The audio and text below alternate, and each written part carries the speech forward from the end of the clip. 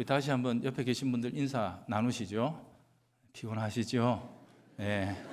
네. 그래도 웬만하면 깨어 있으십시오. 네. 성탄 시즌인데 시즌에 맞는 말씀을 증거하지 못하고 하필 이때 제가 부임했기 때문에 제가 지금껏 목사로 살고 또 주님의 종으로 부르시는 날까지 살아야 하는데, 어떻게 저 목사는 어떤 것을 교회라고 생각하고 어떤 것을 신앙이라고 생각하고 어떤 게 바른 신앙이라고 여기며 살아가는가, 그걸 먼저 나누어야 앞으로 저희들이 함께 교회를 섬기는 일에 서로가 마음을 잘 맞출 수 있을 것 같아서 처음에 조금 딱딱하지만 또 불편한 이야기도 들리겠지만 좀 이런 주제들로 말씀을 전하는 것을 양해해 주시기를 바랍니다. 예전에 이런 글을 미술 잡지에서 읽어본 적이 있습니다. 피카소가 쉬고 있는데 하도 그 기자가 와가지고 그림 하나만 그려주세요 하니까 화가 나가지고 막 그냥 아무 때나 막 확 휘저어가지고 그냥 옛다 그림이다 하고 줬대요. 그랬더니 그게 그 다음 달에 신문에 나왔더래요. 그러면서 여기에 뭐 선은 어떤 의미가 있고 이런 오만 평론가들이 막 금치를 해가지고 그 그림값이 올라갔다는 얘기를 제가 실제인지 아닌지는 모르겠는데 어쨌든 책에서 읽어본 적이 있습니다. 모든 일이 그렇죠.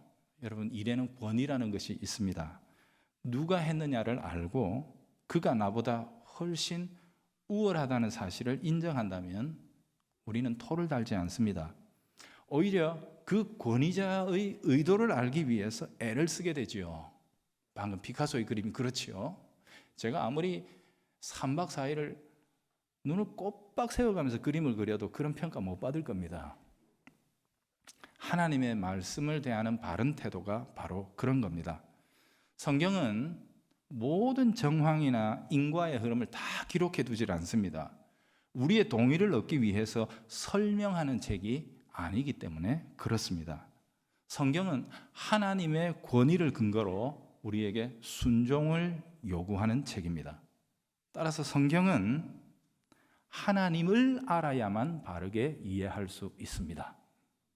그 명령 자체이기 전에 그 명령을 주시는 분의 권위, 그분이 어떤 분이신지를 알아야 비로소 의미를 발생하게 되는 거죠. 결국 모든 것은 일계명에 걸립니다. 나 외에 그 어떤 것도 신이 아니다.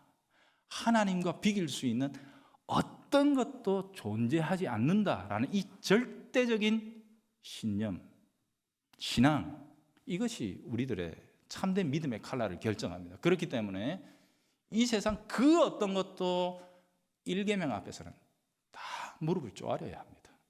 하나님이 말씀하셨다, 그걸로 끝입니다. 언젠가 제 아이들과 한번 외식을 간 적이 있습니다. 식사를 마치고 아이들이 비교적 조용히 잘 있어서, 어릴 때 얘기입니다. 요즘은 안 그럽니다. 내가 아이들이 좋아하는 베스킨 라빈스 아이스크림을 사줘야 되겠다 마음으로 작정하고 있는데, 그래서 제가 얘들아, 식당에서 주는 아이스크림 먹지 마 그랬는데 아이들이 아빠의 마음을 알 수가 있나요? 이 깊고 고상한 뜻을 모르니까 그 싸구려 아이스크림 배가 아프도록 퍼먹은 거거든요. 어떻게 되죠? 그 뒤에 올 좋은 것을 못 먹는 거지요. 그렇죠? 아빠의 의도는 몰랐다 하더라도 우리 아빠는 내가 생각하는 것보다 훨씬 더 멀리 깊게 많이 생각해. 내 욕심을 따르는 것보다 아빠의 말을 따르는 게 더 이익이야.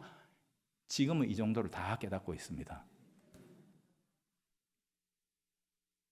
저도 아이인 적이 있었습니다. 사실 우리의 욕구를 이겨내는 것은 참 어렵죠. 어쩌면 저는 이 경험이 신앙생활을 해나가는 우리들의 모습이 아닌가 생각해 볼 때도 있습니다. 우리는 자주 하나님의 말씀을 피카소의 그림보다 더 권위 없게 생각할 때가 많습니다. 그 그림은 내가 이해 못할수록 수준 높고 가치 있고 고상한 거야. 내가 이해 못하는 거야. 이렇게 생각하면서 하나님의 말씀이 자칫 내 계산을 빗나가는 어떤 길로 우리를 인도하기만 하면 하나님 실수하는 거야. 하나님이 잘못된 거야. 이러면 안 돼. 우리는 그렇게 반응할 때가 많죠. 그분의 선하심과 우리들보다 훨씬 더 우월하심을 인정하지 않을 때가 많다는 겁니다. 오늘 본문이 딱 그런 얘기 아니겠습니까? 하나님께서 사울에게 아말렉을 진멸해라 그러셨습니다. 소위 헤렘의 전쟁이죠. 헤렘은 모든 것을 다 죽이는 겁니다. 아무것도 살려두지 않는 겁니다. 사실 이런 게 성경에 가끔 나오는데 많은 사람들이 기독교를 공격하는 빌미가 됩니다. 기독교는 배타적이고 잔인하다. 사랑 그러더니 봐라 싸그리 다 죽이란다. 이럴 수가 있나? 이렇게 얘기할 때가 꽤 있죠. 바로 이런 태도가 성경도 하나님도 모르기 때문에 하는 말입니다. 자신들이 이런 본문을 대할 때 느끼는 감정을 당시의 아말렉에 대한 하나님의 판단보다 우선시하기 때문에 그렇죠. 여러분, 하나님은 근거 없이 심판을 행하지 않으십니다. 소돔과 고모라를 기억하시나요? 하나님께서 친히 천사를 보내 그것을 세세히 확인하신 후에 심판하시는 것을 보죠. 그 덕분에 우리는 창세기 19장을 통해서 소돔과 고모라라는 도시가 얼마나 악했는지를 알게 되었습니다. 심지어 아이들에 이르기까지 그 마음과 태도가 철저하게 죄악에 물들어 타락해 있었다는 겁니다. 거기 보면 천사가 좀 뽀얀 모습을 하고 그 성에 나타나지 않았을까요? 그죠? 뭔가 좀 신비로운 느낌이 나는 새로운 사람들이 들어왔는데 남자들이 남자를 강간하겠다고 내놓으라고 막 요구하죠. 그런데 그 모습을 물론 남녀노소 어린애들까지 남녀노소까지 나와서 재미있는 구경거리 났다고 구경하고 있습니다. 아무도 이것이 죄라고 생각하지 않는 지경에 이르렀던 게 소돔의 상황이었습니다. 주님은 이렇게 말씀하셨죠. 그 성에 억울한 자들, 치욕과 피 흘린 자들의 원한이 하늘에까지 사무쳤으니 내가 가서 확인하리라 하고 보낸 천사였습니다. 적어도 하나님의 심판이 있을 때에는 이런 근거라는 게 있더란 말이죠. 게다가 오늘 이제 본문으로 돌아와서 이 아말렉으로 말하자면 약 400년 전에 이스라엘 백성들이 출애굽했을 때 광야에서 그죠? 아직 제대로 정비도 안 된 그런 상황 속에서 비겁하게 이스라엘의 꽁무니를 쫓아와서 약탈해 간 족속이 바로 이 아말렉 족속입니다. 바로 그때 하나님께서 진노와 심판을 그들에게 이미 내리셨던 거예요. 그게 400년 전 이야기예요. 하나님 이렇게 말씀하세요. 나 여호와가 아말렉과는 대대로 싸우리라. 하지만 그때 하나님이 그렇게 진노와 심판을 선언하신 이후에 400년이라는 세월이 흘렀어요. 이미 그때 죽였어야 될 사람들을 하나님이 400년 동안이나 기다려 주신 겁니다. 여러분 같으면 어떻게 하겠어요? 내게는 당장이라도 처단할 힘이 있고 눈에는 차마 봐주지 못할 꼴불견의 악이 있습니다. 여러분 400년을 기다려 주실 수 있겠습니까? 어림도 없는 얘기죠.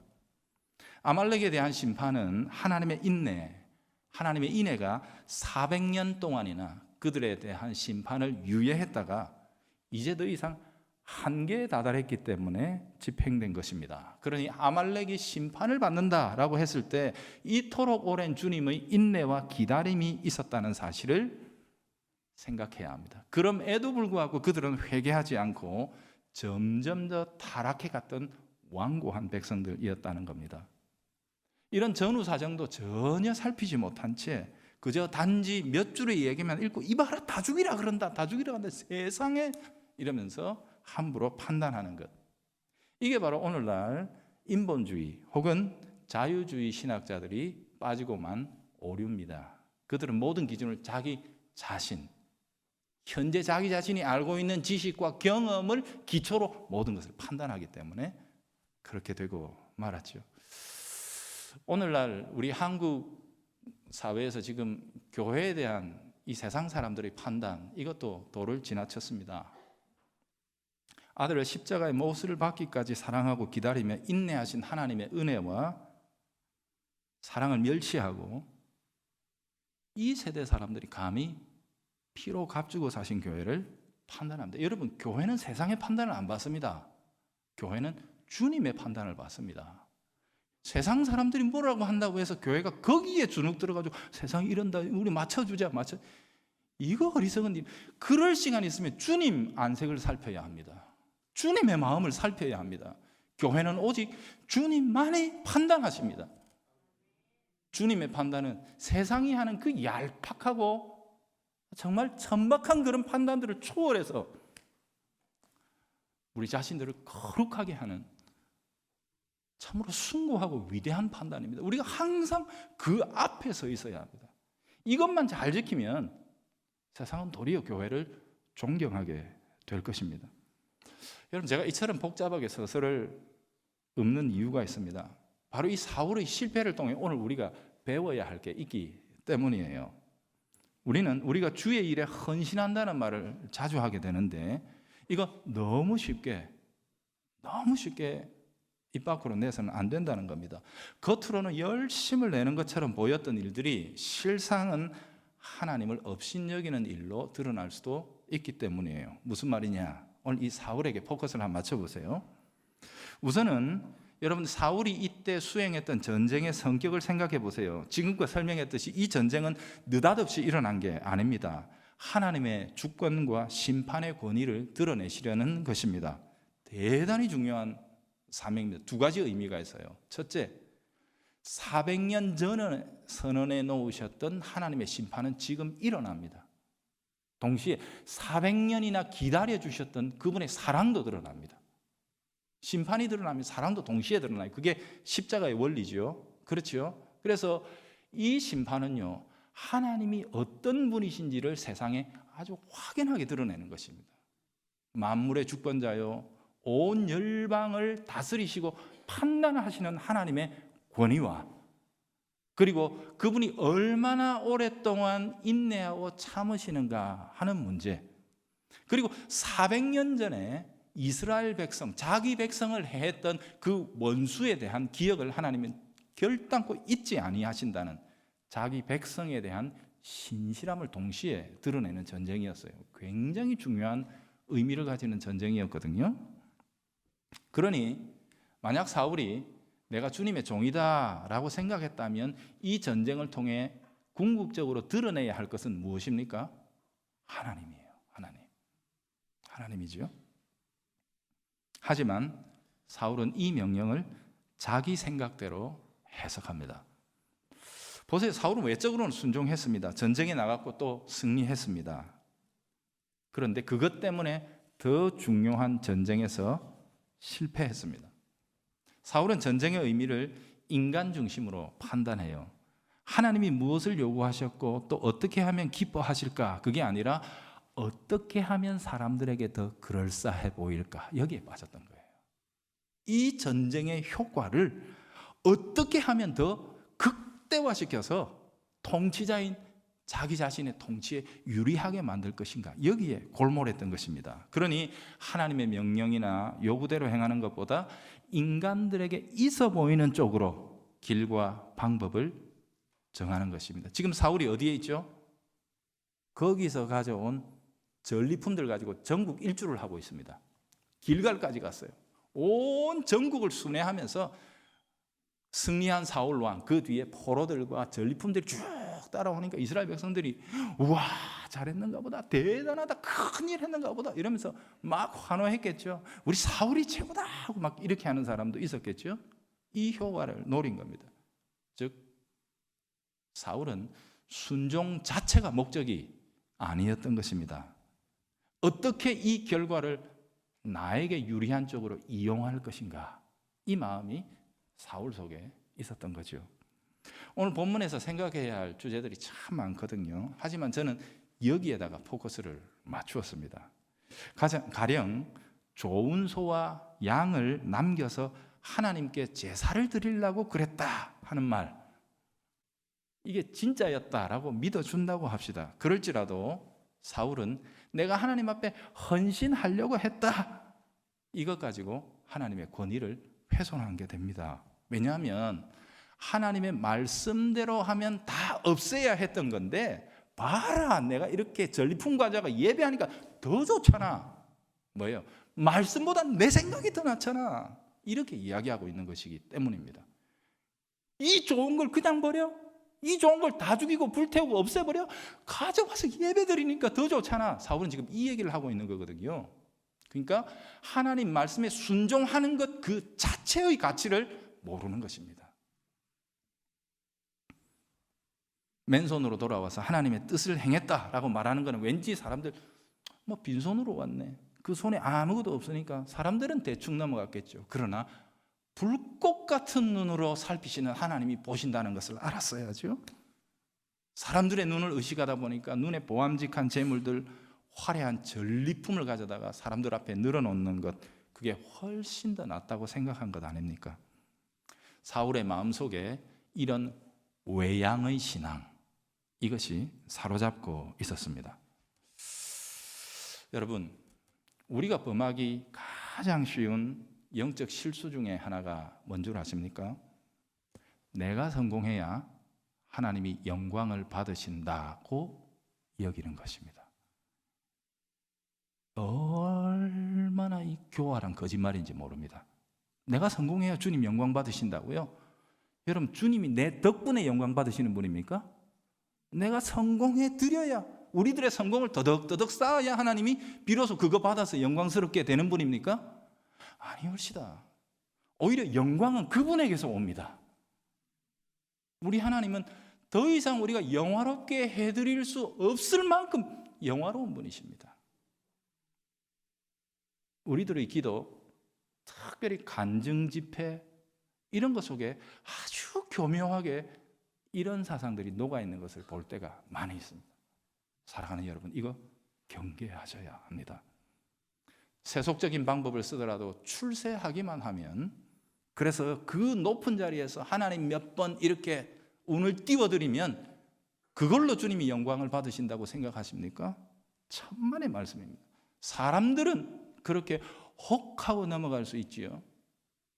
예전에 국회의원이 돼가지고 온갖 청소년 집회에 불려다니면서 꿈, 비전 이러면서 막 해대던 사람이 심각한 비리로 감옥에 잡혀가는 것을 보았을 때 그 입에서 주저리 내뱉었던 하나님의 이름은 오히려 욕이 되고 만 것은 아닙니까?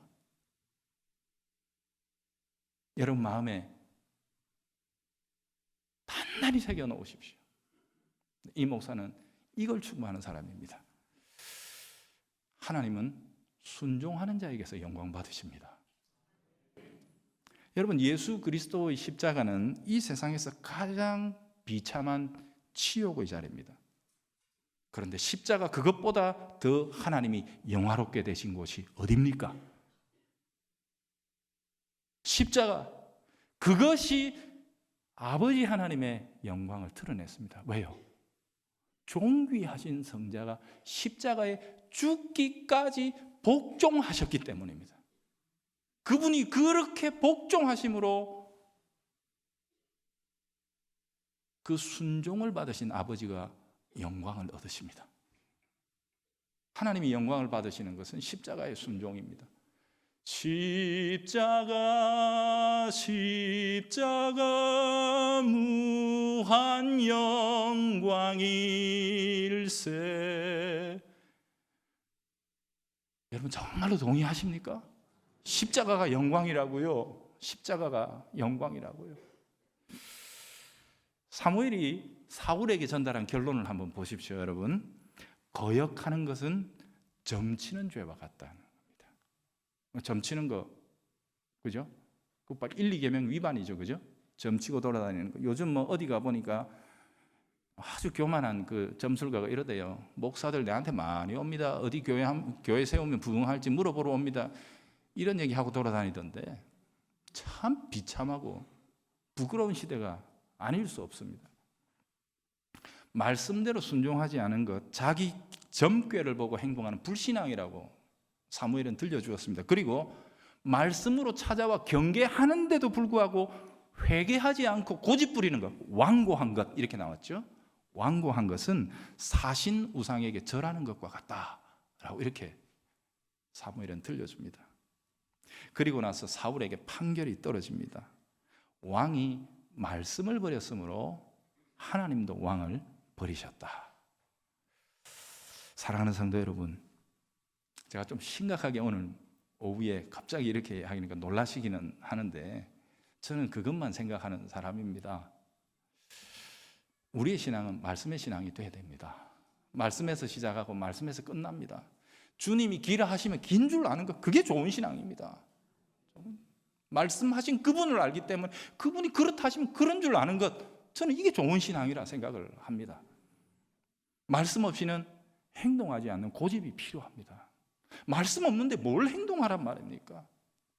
제가 우리 미포교에서는 어떨지 모르겠어요. 이전교에서 제일 많이 듣던 게 우리 목사님 답답해 뻔히 보이는데 안 가 그러는데요. 제가 그 교회에서는 차마 말 못했지만 지금 말씀드리는 거는 말씀에 응답이 없는데 어떻게 갑니까? 분명히 압니다. 저도 봐도 가야 하는 게 맞는 것 같은데 우리들의 마음속에 하나님이 말씀으로 확증해 주신 그 확증을 못 붙을 때는 차라리 꼴찌해도 늦게 가는 게 맞는 것 아니겠습니까? 여러분, 그 고집이 필요한 것 아니겠어요? 저는 좀 답답한 사람입니다. 이해하셔야 합니다. 말씀이라면 목숨 거는 고집과 열정이 필요한 것 아니겠습니까? 말씀이기만 하다면 왜 성공과 실패를 우리가 합니까? 말씀대로 하다가 성공할 수도 있고 실패할 수도 있습니다. 말씀대로 했더니 실패했더라? 실패입니까? 말씀대로 했는데 왜 실패입니까? 실패는 세상이 내리는 거고 십자가에 죽으신 주님은 하나님이 부활하시고 영원한 영광 가운데 세우십니다. 말씀대로 한 것은 성공입니다. 감히 우리가 영원한 것들을 판단할 수 없습니다. 정원 가라면 가고 서라면 서고 주인이 이거다 하면 그건 줄 아는 것, 저는 이것이 진짜 신앙이라 생각합니다. 그것이 참되고 바른 신앙입니다. 일 많이 하려고 하지 맙시다. 뭘 좀 잘해보려고 애쓰는 건 좋은 일입니다만 잘하는 그것이 우리의 목적이 되지 않도록 사랑하는 성도 여러분, 우리 주의합시다. 다만 우리들이 노이로제 걸릴 정도로 몰입해야 하는 것은 말씀대로 하고 있는가? 지금 말씀대로 하고 있는가?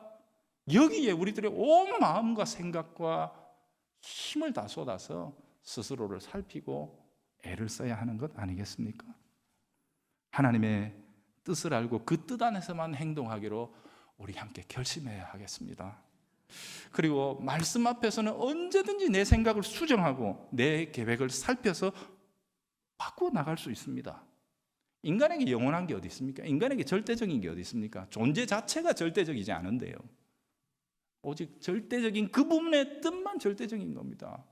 제가 지난주에 우리 교사들 만났는데 사실은 저는 교육을 이렇게 생각하며 이런 형태로 교육 목회를 할 겁니다 하고 페이퍼를 만들어둔 게 있는데 안 나눠드렸어요. 왜냐하면 혹 그거 요즘 정치가들 하는 무슨 공약처럼 생각할까 봐. 한 2년쯤 지났는데 목사님 이거 안 했어요 지금? 막 이러면서 저한테 이러면 그거는 제가 그렇게 생각한다는 것이 주님이 야 미포교회에 와서 이렇게 순종하면서 살아가다 보니 야 그거 아니다. 네가 그렇게 생각할지라도 이 교회에서는 그거 아니다. 나는 네가 이렇게 가기를 원한다 하면 없는 겁니다. 우리 생각은. 이해되십니까? 네, 없는 겁니다. 우리의 뜻과 생각과 마음을 주님께 드릴 필요는 있죠. 주님 이렇게 생각해요. 그런데 그것을 결제하시고 수정하시고 뜻대로 행하실 분은 오직 주님이십니다.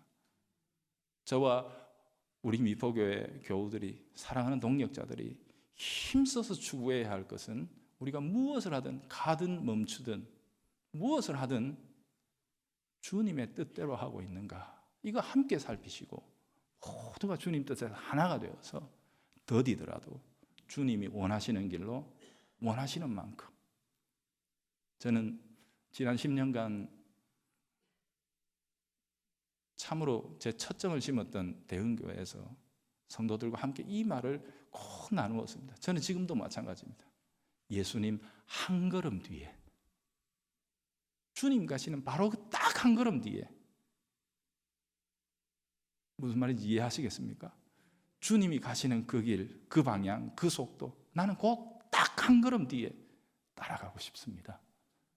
우리가 모두 이 마음 가지고 함께 달려갔으면 좋겠습니다. 오늘 우리가 사울 임금, 그는 이스라엘의 역사상 첫 번째 임금으로 기름 부음 받았던 사람인데 실패자로 끝나고 말았지요. 참으로 안타까운 일입니다. 그가 이 원칙을 조금만 지켜서 나갔더라면 그와 그의 가문은 얼마나 복되었을까.